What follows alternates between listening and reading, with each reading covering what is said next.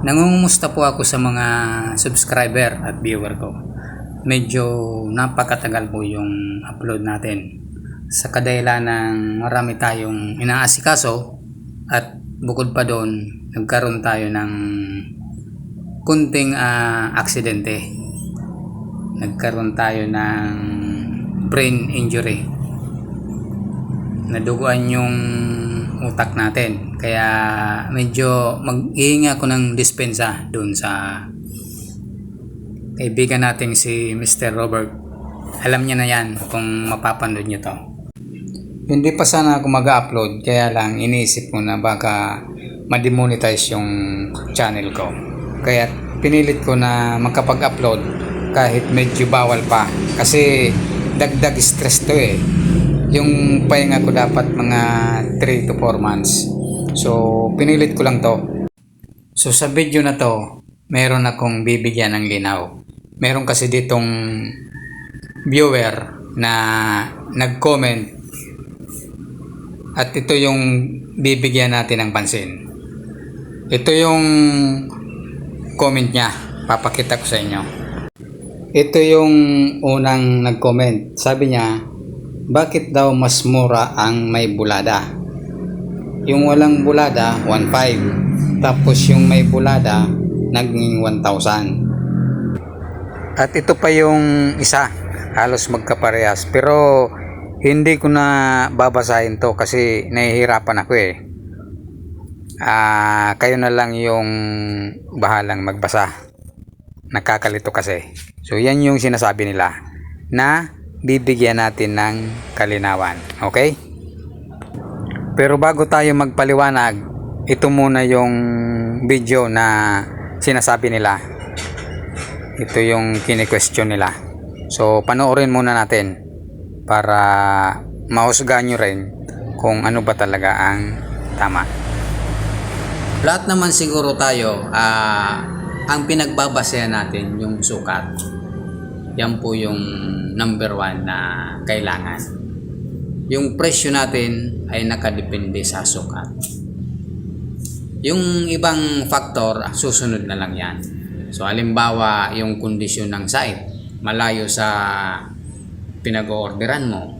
So, papasok yan dyan, mga additional charges na sinasabi. At yung kapal ng yero, magdadagdag pa yun sa magiging presyo natin. So kung makapal yung yero, syempre makapal din yung presyo. Kaya lahat ng mga bagay na yan dapat nyong i-consider. So ngayon, para doon naman sa pag-estimate natin ng madalian, halimbawa kasi pag tinanong tayo ng may-ari, outright, hihingin sa'yo yung presyo, meron ka ng alam na isasagot. Halimbawa, katulad nito, ang sukat nito, yung kabahayan, 6 by 15 meters. So, lahat-lahat 90 square meter. Hindi kasama yung bulada, yung overhang. So, kapag yun ang pinagbasehan nyo, kunin nyo sa 1,500 per square meter. Hindi kasama yung bulada. So, pagka kasama yung bulada, yung presyo niya mag-iiba na nasa 1,000 per square meter kasama yung bulada.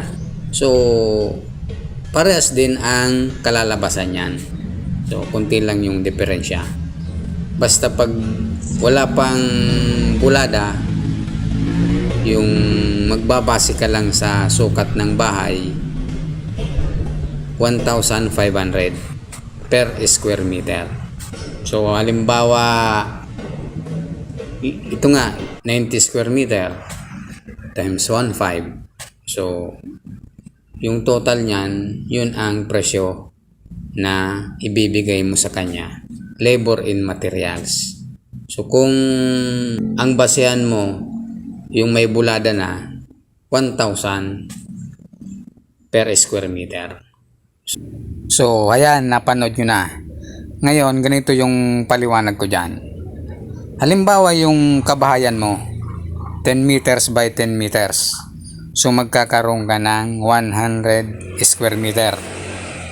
Yan yung total. Tapos, kapag may bulada na, halimbawa, 1 meter yung ibs mo, kabilaan, magiging 12 meters by 12 meters yan. So, ang kalalabasan niyan 144 square meter. So, lapatan natin ng presyo. Halimbawa yung 100 square meter mo kasi 10 meters by 10 meters. Pag linapatan mo ng 1.5, magiging 150,000 yung pag binasya natin yung 10 by 10, yung 100 square meter na wala pang bulada. Ngayon, kung may bulada na, yung presyohan natin ay 1,000 per square meter. Subali, kalalabasan niyan ay 144,000 lang. So, medyo may diferensya ng konti, pero tolerable naman yan. Ngayon, pagbibigyan ko dito yung itong nag-comment na to, ilapat natin yung presyo nila. So, halimbawa 100 square meter. So, babalik rin natin dahil gusto nila pag malaki, dapat malaki din yung presyo.